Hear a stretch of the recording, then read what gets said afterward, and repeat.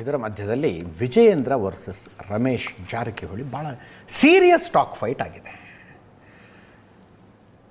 ಮಾಜಿ ಶಾಸಕರುಗಳಿಗೆ ಒಂದು ಲಂಚ್ ಮೀಟಿಂಗನ್ನು ವಿಜಯೇಂದ್ರರು ಮಾಡಿದರು. In the capacity of state president, ಅದರ ಬಗ್ಗೆ ಎರಡನೇ ಮಾತಿಲ್ಲ. ಕ್ಯಾಪಿಟಲ್ ಹೋಟೆಲ್ನಲ್ಲಿ ಆಯ್ತದು. ಇಂಥದ್ದೊಂದು ಸಭೆ ಕರೆದಾಗ ಅದಕ್ಕೊಂದು ಅಜೆಂಡಾ ಇರಬೇಕಲ್ಲ. ತಾಲೂಕು ಪಂಚಾಯತ್ ಜಿಲ್ಲಾ ಪಂಚಾಯತ್ ಚುನಾವಣೆಗಳು ಹತ್ತಿರ ಬರ್ತಾ ಇದ್ದಾವೆ, ಅದಕ್ಕೆ ಪಕ್ಷ ಸಂಘಟನೆ ಹೆಂಗಾಗಿದೆ, ಏನೇನು ಮಾಡಬೇಕು ಅನ್ನುವುದರ ಚರ್ಚೆ ಮಾಡೋದಕ್ಕೆ ಅಂತ ಹೇಳಿದ್ರು. ದೊಡ್ಡ ಸಂಖ್ಯೆಯಲ್ಲಿ ಬಂದರು ಮಾಜಿ ಶಾಸಕರುಗಳು. ಅಂದರೆ ಅದನ್ನು ಅವರ ಬೆಂಬಲಿಗರು ಇವರು ಬೆಂಬಲಿಗರು ಅಂತ ಬೈಫರ್ಕೇಟ್ ಮಾಡೋದು ಕಷ್ಟ. ಬಟ್ ಬೈ ಆ್ಯಂಡ್ ಲಾರ್ಜ್ ಆ ಸಭೆಗೆ ಬಂದಂಥವರು ವಿಜೇಂದ್ರರಿಗೊಂದು ಸಪೋರ್ಟ್ ಇದ್ದಂಥವ್ರೆ. ಆರ್ ಅಶೋಕ್ ಅವರು ಇದ್ದರು ವಿಪಕ್ಷ ನಾಯಕರ ಕೆಪಾಸಿಟಿಯಲ್ಲಿ. ಅಲ್ಲಿ ತಾಲೂಕ್ ಪಂಚಾಯತ್ ಜಿಲ್ಲಾ ಪಂಚಾಯತ್ ಚುನಾವಣೆಯ ತಯಾರಿ ಎಷ್ಟರ ಮಟ್ಟಿಗೆ ಚರ್ಚೆ ಆಯಿತು ಅನ್ನೋದು ದೇವ್ರಿಗೆ ಗೊತ್ತದು. ಯಾಕಂದರೆ ನಮಗಂತೂ ಅಂಥ ಯಾವ ಸುದ್ದಿಯೂ ಬರಲಿಲ್ಲ. ಚರ್ಚೆಯಾಗಿದ್ದೆಲ್ಲವೂ ಬಂಡಾಯದ ವಿಷಯನೇ, ಭಿನ್ನಮತದ ವಿಷಯನೇ ಚರ್ಚೆಯಾಗಿದ್ದು. ಆಫ್ಟರ್ ಲಾಂಗ್ ಟೈಮ್ ಯಡಿಯೂರಪ್ಪನವರು ಪಕ್ಷ ಸಂಘಟನೆಗೆ ಸಂಬಂಧಿಸಿದ ಒಂದು ಸಭೆಗೆ ಬಂದಿದ್ದರೆ ಅದು ಕ್ಯಾಪಿಟಲ್ ಹೋಟೆಲಿನ ಲಂಚ್. ತುಂಬ ದಿನಗಳಿಂದ ಇದರಿಂದ ದೂರ ಉಳಿದಿದ್ರು. ಅವರು ಸಭೆಗೆ ಬಂದರು, ಮಾತಾಡಿದ್ರು. ಕೆಲವರು ಏನೇನೋ ಮಾತಾಡ್ತಿದ್ದಾರೆ, ನೀವೆಲ್ಲ ತಲೆ ಕೆಡಿಸ್ಕೋಬೇಡಿ, ಮೋದಿ ಅಮಿತ್ ಶಾ ಇದನ್ನೆಲ್ಲ ಕೇಳಿಸ್ಕೊಂಡು ಸುಮ್ಮನೆ ಕುತ್ಕೋತಾರೆ ಅಂತ ಭಾವಿಸಬೇಡಿ, ಆ್ಯಕ್ಷನ್ ಆಗುತ್ತೆ ಅವರ ಮೇಲೆ ಅಂತ ಯಡಿಯೂರಪ್ಪನವ್ರು ಹೇಳಿದ್ರು. ಅದಕ್ಕೆ ರಮೇಶ್ ಜಾರಕಿಹೊಳಿ ಅವರು ಹೇಳಿದ್ದು, ಯಡಿಯೂರಪ್ಪನವರೇ ನಿಮ್ಮ ಬಗ್ಗೆ ನಮಗೆ ಅಪಾರವಾದ ಗೌರವ ಇದೆ, ನೀವು ಕಷ್ಟಪಟ್ಟು ಓಡಾಡಿ ಪಕ್ಷ ಕಟ್ಟಿದ್ದೀರಿ, ಈ ರೀತಿಯಾಗಿ ಇಂಥ ಲಂಚ್ ಮೀಟಿಂಗ್ಗಳಿಗೆ ಬಂದು ನೀವು ಮಾತಾಡೋದು ಸರಿಯಲ್ಲ. ನೀವು ಪಕ್ಷ ಸಂಘಟನೆಗೆ ಬಂದಿದ್ರಾ ಅಥವಾ ಮಗನ ಸ್ಥಾನ ಭದ್ರ ಮಾಡೋದಕ್ಕೆ ಬಂದಿದ್ರಾ? ಹೀಗೆಲ್ಲ ಬರಬೇಡಿ, ದಯವಿಟ್ಟು ಪಕ್ಷ ಬ್ಲ್ಯಾಕ್ ಮೇಲ್ ಮಾಡಬೇಡಿ. ವಿಜಯೇಂದ್ರನ ಬೆನ್ನು ಹತ್ತಿದ್ರೆ ನೀವು ಹಾಳಾಗ್ತೀರಿ. ವಿಜಯೇಂದ್ರನನ್ನು ಮಗನನ್ನಾಗಿ ನೋಡಬೇಡಿ, ವಿಫಲ ಅಧ್ಯಕ್ಷ ಅಂತ ನೋಡಿ ಅಂತ ರಮೇಶ್ ಜಾರಕಿಹೊಳಿ ಅವರು ಮಾತಾಡಿಬಿಟ್ಟಿದ್ರು. ಅದು ಯಡಿಯೂರಪ್ಪನವರ ವಿರುದ್ಧ ರಮೇಶ್ ಜಾರಕಿಹೊಳಿ ಅವರು ಕೊಟ್ಟ ಹೇಳಿಕೆ ಅಂತ ವಿಜಯೇಂದ್ರ ಅವರು ಹುಷಾರು ಯಡಿಯೂರಪ್ಪನವ್ರ ಬಗ್ಗೆ ಮಾತಾಡುವಾಗ ಅನ್ನುವ ಅರ್ಥದ ಎಚ್ಚರಿಕೆ ಕೊಟ್ಟರು. ಇದು ಜನವರಿ 15ಕ್ಕೆ. ಬಹಿರಂಗವಾಗಿ ಈ ರೀತಿ ಮಾತಾಡೋದು ಸರಿ ಇರೋದಿಲ್ಲ. ಏನೇ ಸಮಸ್ಯೆ ಇದ್ರೂ ಹೈಕಮಾಂಡ್ ಜೊತೆಗೆ ಮಾತಾಡಲಿ. ಯಡಿಯೂರಪ್ಪನವರಿಗೆ ಅಪಾರವಾದ ಅಭಿಮಾನಿ ಬಳಗ ಇದೆ, ಹಿಂಗೆ ಮಾತಾಡಿದರೆ ಹೊರಗಡೆ ಓಡಾಡೋದು ಕಷ್ಟ ಆಗುತ್ತೆ ಅಂದ್ಬಿಟ್ರು. ಹೊರಗಡೆ ಓಡಾಡೋದು ಕಷ್ಟ ಆಗುತ್ತೆ ಅಂತ. ಈಗ ರಮೇಶ್ ಜಾರಕಿಹೊಳಿ ಬಹಿರಂಗ ಸಭೆಯ ವೇದಿಕೆಯ ಮೇಲೆ ಮೈಕ್ ಮುಂದೆ ನಿಂತ್ಕೊಂಡು ಹೇಳ್ತಾ ಇದ್ದಾರೆ, ವಿಜಯೇಂದ್ರ ಡೇಟ್ ಫಿಕ್ಸ್ ಮಾಡು, ಶಿಕಾರಿಪುರಕ್ಕೆ ಬರ್ತೀನಿ ನಾನು, ಯಾವ ಪೊಲೀಸು ಬೇಡ, ಯಾವ ಗನ್ಮ್ಯಾನು ಬೇಡ, ಓಡಾಡ್ತೀನಿ, ನೋಡೋಣ ಯಾರೇನಂತಾರೋ ಅಂತ. ಸವಾಲಿದು, ಓಡಾಡೋದು ಕಷ್ಟ ಆಗುತ್ತೆ ಅಂತಿರಲ್ಲ, ನಿಮ್ಮ ಕ್ಷೇತ್ರದಲ್ಲಿ ಓಡಾಡ್ತೀನಿ, ನಾನು ಒಬ್ಬನೇ ಓಡಾಡ್ತೀನಿ ಅಂತ. ಕೇಳಿಸ್ಕೊಳ್ಳಿ, ಪೂರ್ತಿ ಕೇಳಿಸ್ಕೊಳ್ಳಿ ಅದನ್ನು. ಆವಾಗ ಫಸ್ಟು ಮೊದಲಿನ ಹೇಳಿಕೆ, ಪ್ರತಿಕ್ರಿಯೆ ಅದೆಲ್ಲವನ್ನು ಕೇಳಿಸ್ಕೊಳ್ಳಿ ಒಂದ್ಸಲ. ನೋಡಿ, ನಮ್ಮ ಉದ್ದೇಶ ವಿಜೇಂದ್ರವನ್ನ ತೆಗಿಬೇಕಂತ ಹೋರಾಟ ನಡೆದ ನಿಜ, ಸುಳ್ಳು ಹಾಕೋದು. ಅದನ್ನ ಹೈಕಮಾಂಡ್ ನಿರ್ಣಯ ತಗೋತ, ಅದ್ರ ಬಗ್ಗೆ ನಾವು ಬದ್ಧತೇವೆ. ತೆಗಿತಾರೋ ಬಿಡ್ತಾರೋ ಹೈಕಮಾಂಡ್ ಗೊತ್ತು. ಅವರು ರಾಜ್ಯ ಪ್ರವಾಸ ಮಾಡೋದು ಸ್ವಾಗತ.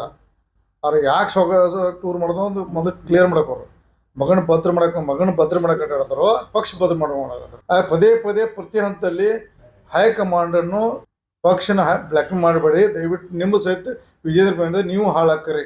ರಮೇಶ್ ಜಾರಕಿಹೊಳಿ ಅವರು ಎಚ್ಚರಿಕೆಯಿಂದ ಮಾತನಾಡಬೇಕು. ಯಡಿಯೂರಪ್ಪನವರು ರಾಜ್ಯ ಕಂಡಂತ ಅಪ್ರತಿಮ ಹೋರಾಟಗಾರ. ರಮೇಶ್ ಜಾರಕಿಹೊಳಿ ಅವರು ಇತ್ತೀಚೆಗೆ ಪಕ್ಷಕ್ಕೆ ಬಂದಿರತಕ್ಕಂಥವ್ರು. ಯಡಿಯೂರಪ್ಪನವ್ರ ಬಗ್ಗೆ ಮಾತಾಡಬೇಕಾದ್ರೂ ನಾಲ್ಗೆ ಬಿಗಿ ಹಿಡಿದು ಮಾತನಾಡಬೇಕು. ಯಡಿಯೂರಪ್ಪನವ್ರ ಬಗ್ಗೆ ಮಾತಾಡಬೇಕಾದ್ರೆ ಬಿಗಿ ಹಿಡಿದು ಮಾತಾಡಬೇಕು. ನಾನು ಇವತ್ತು ರಾಜ್ಯದ ಅಧ್ಯಕ್ಷ ಇದ್ದೇನೆ, ಅವ್ರು ಏನೇ ಸಮಸ್ಯೆ ಇದ್ರೂ ಕೂಡ ದೆಹಲಿ ಮಟ್ಟದಲ್ಲಿ ಮಾತನಾಡಲಿ. ಅದ್ರ ಬದಲು ಪತ್ರಿಕೆಗಳ ಮುಂದೆ ಕೂತ್ಕೊಂಡು ಯಡಿಯೂರಪ್ಪನವ್ರ ಬಗ್ಗೆ ಮಾತನಾಡಿದ್ರೆ ರಾಜ್ಯದಲ್ಲಿ ಲಕ್ಷಾಂತರ ಕಾರ್ಯಕರ್ತರ ಮನಸ್ಸಿಗೂ ಕೂಡ ನೋವಾಗ್ತದೆ, ಅವ್ರು ಓಡಾಡೋದಕ್ಕೂ ಕೂಡ ಕಷ್ಟ ಆಗ್ತದೆ. ವೈಫಲ್ಯ ಯಾರು ಅಂತೇಳಿ ಅವ್ರ ಕ್ಷೇತ್ರ ಜನ ಹೇಳ್ತಾರೆ.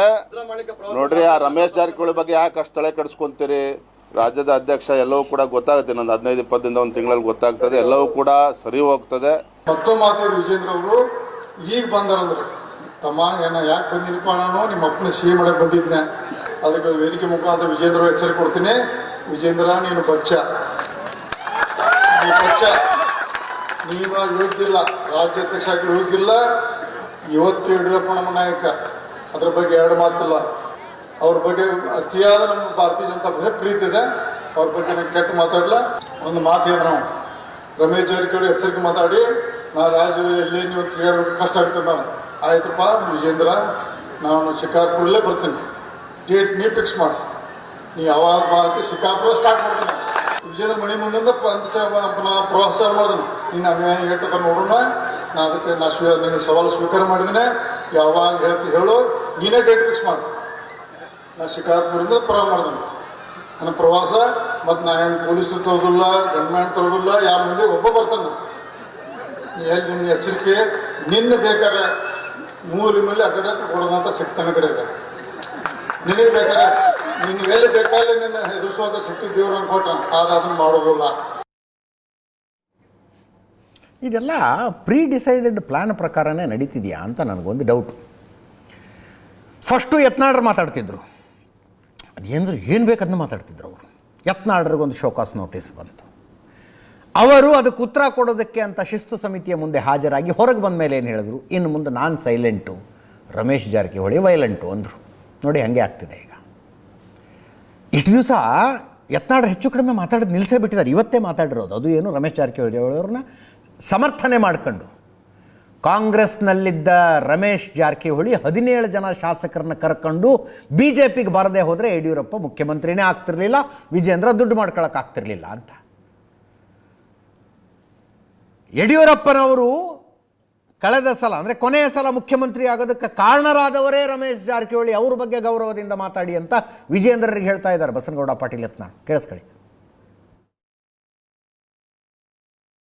ರಮೇಶ್ ಜಾರಕಿಹೊಳಿ ಅವರು 17 ಜನ ಬಿ ಜೆ ಪಿಗೆ ಬರದೇ ಇದ್ದರೆ ಯಡಿಯೂರಪ್ಪನವ್ರು ಮುಖ್ಯಮಂತ್ರಿ ಆಗ್ತಾಯಿದ್ರ? ಯಡಿಯೂರಪ್ಪನವ್ರು ಮುಖ್ಯಮಂತ್ರಿ ಆಗಲಿಕ್ಕೆ ಕಾರಣ ರಮೇಶ್ ಜಾರಕಿಹೊಳಿ ಅವರು. ನೀವು ಇಷ್ಟೆಲ್ಲ ದುಡ್ಡು ಮಾಡಲಿಕ್ಕೆ ಕಾರಣ ರಮೇಶ್ ಜಾರಕಿಹೊಳಿ ಅವರು. ನೀವು ಎಷ್ಟು ದುಡ್ಡು ಮಾಡಿರಿ ಅಂತ ಹೇಳಿ ಎಲ್ಲ ಜಗತ್ತಿಗೆ ಗುರ್ತದೆ. ರಮೇಶ್ ಜಾರಕಿಹೊಳಿ ಅವ್ರ ಬಗ್ಗೆ ಹಗುರವಾಗಿ ಮಾತಾಡಬೇಡಿ. ಅವರು ಎಸ್ ಟಿ ನಾಯಕರದಾರು, ವಾಲ್ಮೀಕಿ ಜನಾಂಗದವರು. ವಿಜೇಂದ್ರ ಯಾವಾಗ ಬಂದಾನ? ಬರೇ ಕಲೆಕ್ಷನ್ ಮಾಸ್ಟರ್ ಇವ. ಆ ರಾಜ್ಯಾಧ್ಯಕ್ಷ ಆಗುತ್ತಾನೆ, ಏನು ಮಾಡ್ಯಾನ ಪಾರ್ಟಿಗೆ? ಏನು ಸುಡುಗಾಡು ಮಾಡಿಲ್ಲ. ಬರೀ ಅವ್ರ ಅಪ್ಪ ಇದ್ದ ಪಾಪ. ಯಡಿಯೂರಪ್ಪನ ಜೈಲಿಗೆ ಕಳಿಸ್ಲಿಕ್ಕೆ ಕಾರಣನೇ ಇವತ್ತಿನ ರಾಜ್ಯಾಧ್ಯಕ್ಷ. ಧೀಮಂತ ಪೂಜ್ಯ ತಂದೆಯನ್ನು ಜೈಲಿಗೆ ಕಳಿಸಿದಂಥ ಮಹಾನ್ ನಾಯಕ. ಅವ್ರ ಹೆಸರಲ್ಲಿ ಎಷ್ಟು ಯಾವ್ಯಾವ ಸಹಿ ಮಾಡ್ಯಾನೋ ಏನೋ ಗೊತ್ತಿಲ್ಲ. ಚೆನ್ನಾಗಿ ಇರು, ನಿನ್ನ ಕಡೆ ನೀಗುವುದಿಲ್ಲ ಅಂದ್ರೆ ರಾಜೀನಾಮೆ ಕೊಟ್ಟು ಹೊಸ ಅಧ್ಯಕ್ಷರು ಬರ್ತಾರೆ. ಈಗೂ 60 ಮಂದಿ ತಯಾರದಾರ, 60 ಮಂದಿ ರೆಡಿ, ಅಟೆನ್ಷನ್ ಆತರ. ಆದರೂ ನಾವು ದೇವರಾಣೆ ಮಾಡಿ ಹೇಳ್ತೀನಿ, ನಮ್ಗೆ ಅದರ ಇಚ್ಛೆ ಇಲ್ಲ. ಯಾಕಂದ್ರೆ ಬಿ ಜೆ ಪಿಯ ಸಿದ್ಧಾಂತಗಳು ಹಾಳಾಗಲಕತ್ತಾವ. ಎಲ್ಲ ತೊಗೊಂಡಿವಿ ಅಂದ್ರೆ ನಮ್ಮ ಸಿದ್ಧಾಂತಗಳು ಬಲಿ ಆಗ್ತಾವೆ. ಈ ಸಲ ಬಲಿ ಆಗೋದು ಬೇಡ. ನಾವು ಜನರ ಮುಂದೆ ಹೋಗ್ತೀವಿ. 130 ಸೀಟ್ ತರೋ ಶಕ್ತಿ ಇದೆ ನಮ್ಮಿಂದ. ದೊಡ್ಡ ಶಕ್ತಿ ಅಂದ್ರೆ ನರೇಂದ್ರ ಮೋದಿ ಅದ. ಆಪರೇಷನ್ 60 ಮಂದಿ ಕಾಂಗ್ರೆಸ್ MLAಗಳ ರೆಡಿ ಇದ್ದಾರಂತೆ ಬಿ ಜೆ ಪಿಗೆ ಬರೋದಕ್ಕೆ. ಅಟೆನ್ಷನ್ ಅಂದರೆ ರೆಡಿ, ಅಟೆನ್ಷನ್ ಆಗಿಬಿಡ್ತಾರಂತವ್ರು. ಯತ್ನಾಳ್ರೆ ಹೇಳೋದು ಸಿದ್ಧಾಂತ ಹಾಳಾಗುತ್ತೆ ಅಂತ ಕರ್ಕತಾ ಇಲ್ಲ ಅಂತ.